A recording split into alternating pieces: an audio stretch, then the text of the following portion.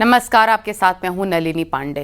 हत्या की लगभग 100 घटनाएं, लाश मगरमच्छ को खिलाना, किडनी रैकेट का मोस्ट वांटेड और अदालत से पैरोल मिलने के बाद हाजिर ना होने का रिकॉर्ड।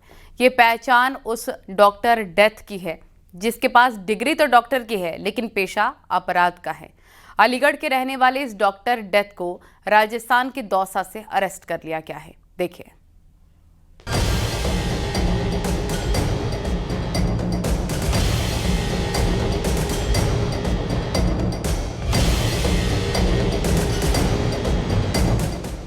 दिल्ली पुलिस की क्राइम ब्रांच को बड़ी सफलता मिली है।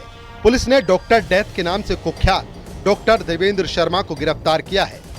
आयुर्वेदिक डॉक्टर से सीरियल किलर बना देवेंद्र शर्मा 2 साल पहले पैरोल पर छूटने के बाद फरार हो गया था। 2 साल की फरारी के बाद एक बार फिर वो पुलिस के हत्थे चढ़ गया है। उसे अब राजस्थान के दौसा में एक आश्रम से गिरफ्तार किया गया है, जहां वो साधु का भेष धारण कर आध्यात्मिक गुरु बना बैठा था। पुलिस के मुताबिक उस पर अब तक 100 से ज्यादा हत्याओं का आरोप है कि उसने अपने साथियों के साथ मिलकर पहले कई ट्रक ड्राइवर्स और टैक्सी ड्राइवर्स को किडनैप किया और हत्या करने के बाद उनके शवों को कासगंज के मगरमच्छों से भरे तालाब में फेंक दिया। डॉक्टर देवेंद्र शर्मा मूल रूप से अलीगढ़ का रहने वाला है, जिसने बिहार से BAMS की डिग्री हासिल की थी। देवेंद्र शर्मा एक शातिर अपराधी है और 100 से अधिक हत्याओं को अंजाम दे चुका है।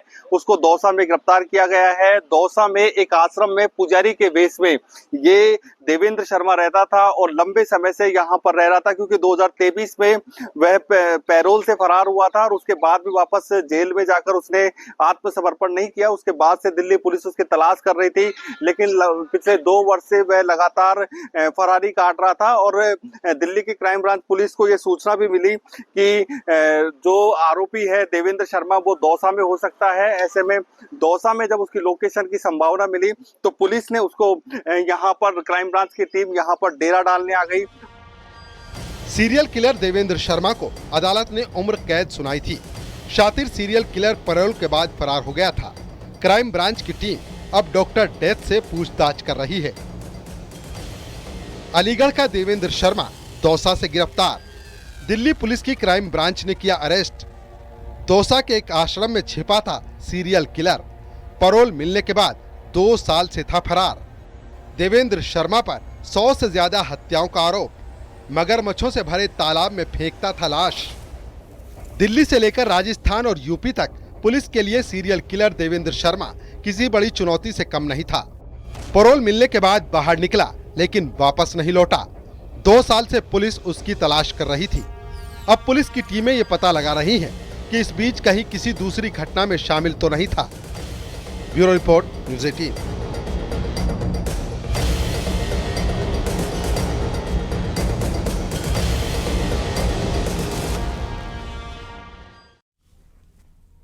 तो डॉक्टर डेथ की क्राइम कुंडली बहुत ही खतरनाक है। हत्या के अलावा किडनी रैकेट में भी उसका शामिल होना और पैरोल के बाद फरारी बताती है कि वो कितना शातिर है। दिल्ली पुलिस ने उसे राजस्थान से अरेस्ट कर लिया है। तो अपराध से जुड़ी घटनाएं एक के बाद एक फिर से सामने आ रही हैं और काफी सुर्खियां बटोर रही हैं। देखिए।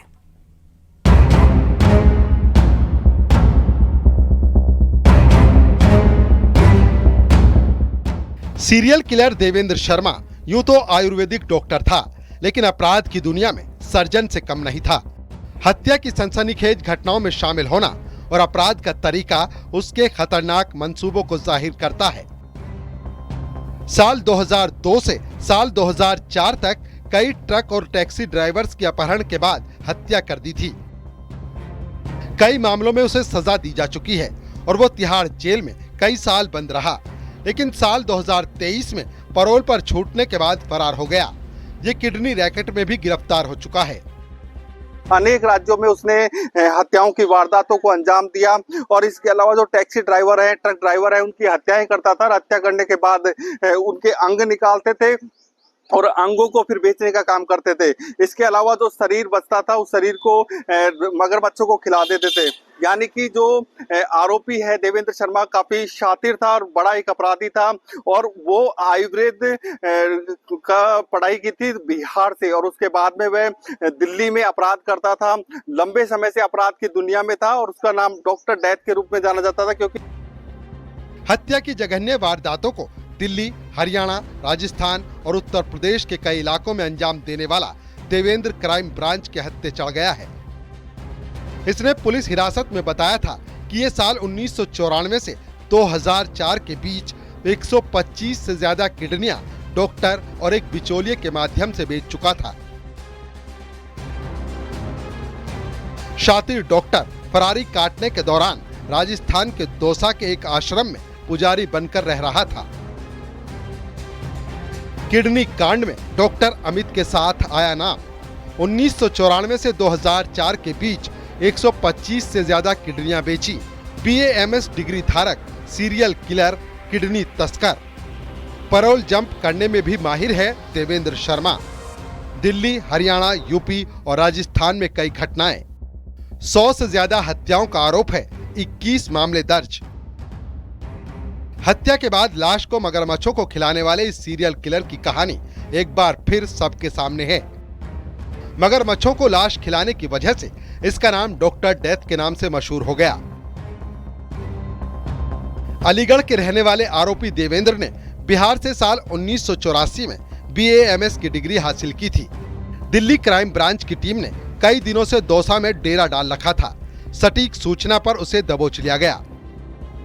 राजस्थान के बांदीकुई में जनता क्लिनिक के नाम से अपनी आयुर्वेदिक क्लिनिक चलाता था, लेकिन बताते हैं कि साल 1994 में एक गैस एजेंसी घोटाले में 11 लाख रुपए की ठगी का शिकार होने के बाद उसने अपराध की दुनिया में कदम रखा और बन गया serial killer. Delhi crime branch की पुलिस ने उसे गिरफ्तार कर लिया है। पुलिस लगातार पूछताछ कर रही है कि ये पिछले जब 2 साल से पैरोल के दौरान फरार हुआ तो ये किस किस लोगों से मिला, इसकी फरारी कटवाने में कौन कौन लोग सहयोग थे, इस दौरान इसने और कोई अन्य हत्याकांड को अंजाम दिया या नहीं दिया, ये पूरे मामले की पुलिस अब दिल्ली की क्राइम ब्रांच पुलिस पूछताछ कर रही है। लेकिन पुलिस की इस कार्रवाई से एक बात तो स्पष्ट है कि अपराधी कितना भी शातिर हो लेकिन पुलिस की नजरों से बच नहीं सकता। दिल्ली पुलिस की क्राइम ब्रांच अब इसके नेटवर्क को भी तलाश रही है। पता लगा रही है कि पैरोल जंप करने के दौरान इसकी मुलाकात किन लोगों से हुई। क्या अपराध की दुनिया में देवेंद्र कोई नया गुल तो नहीं खिला रहा था? Bureau report, news 18।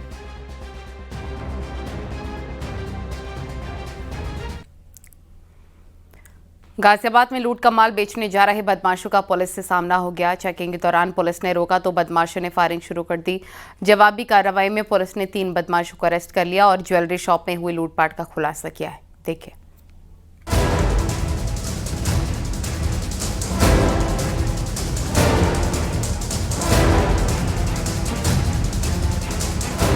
गाजियाबाद के थाना ट्रॉनिका सिटी पुलिस ने लूट की एक बड़ी वारदात का खुलासा करते हुए मुठभेड़ के दौरान 3 शातिर लुटेरों को गिरफ्तार किया।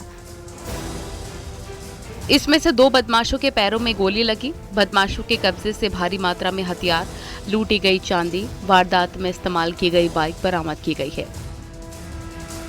12 मई को मनीष ज्वेलर की दुकान में लूट करने वाले 3 बदमाश बाइक से बागपत की ओर जा रहे थे। सूचना मिलते ही पुलिस ने ट्रॉनिका सिटी गेट नंबर 2 पर बैरियर लगाकर चेकिंग शुरू कर दी। बदमाशों ने भागने की कोशिश की और पुलिस पर फायरिंग कर दी।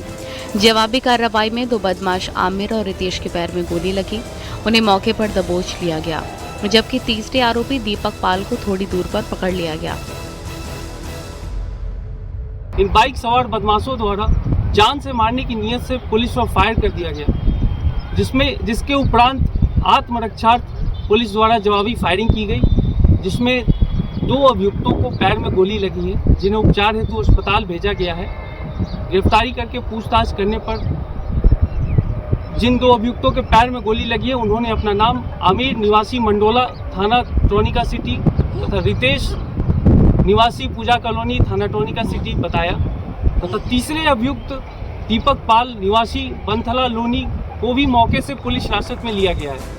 पूछताछ में आरोपियों ने पुलिस को बताया पूजा कॉलोनी के मनीष ज्वेलर में हथियारों के बल पर लूट की वारदात को अंजाम देने में उनका हाथ था। आरोपियों के कब्जे से करीब 4 किलो चांदी, 2 पिस्टल, एक देसी तमंचा और कारतूस बरामद कर लिए गए हैं। पकड़े गए बदमाश आमिर के खिलाफ 9 मुकदमे दर्ज हैं, जबकि रितेश और दीपक पाल पर 6 केसेस हैं।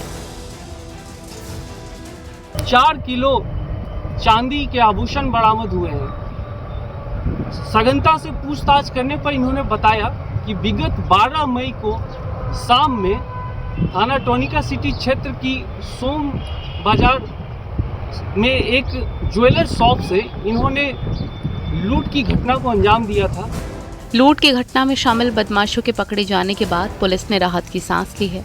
फिलहाल आरोपियों से पूछताछ की जा रही है, जिससे उनकी क्राइम कुंडली खंगाली जा सके। गाजियाबाद से न्यूज़ 18 के लिए अमित राणा की रिपोर्ट।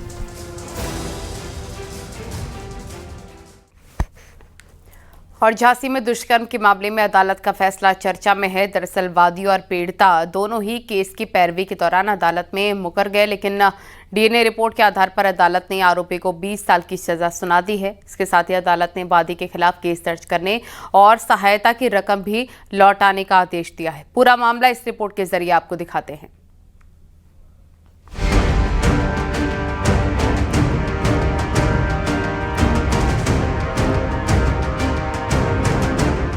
झांसी में पॉक्सो कोर्ट ने रेप के मामले में दोषी को सजा सुनाते हुए नजीर पेश की है। रेप के इस केस में पीड़िता और उसके पिता के आरोप से मुकर जाने के बाद भी कोर्ट ने दोषी को 20 साल की कैद की सजा सुनाई, साथ ही 1 लाख रुपए का जुर्माना भी लगाया। मामला 5 साल पहले का है।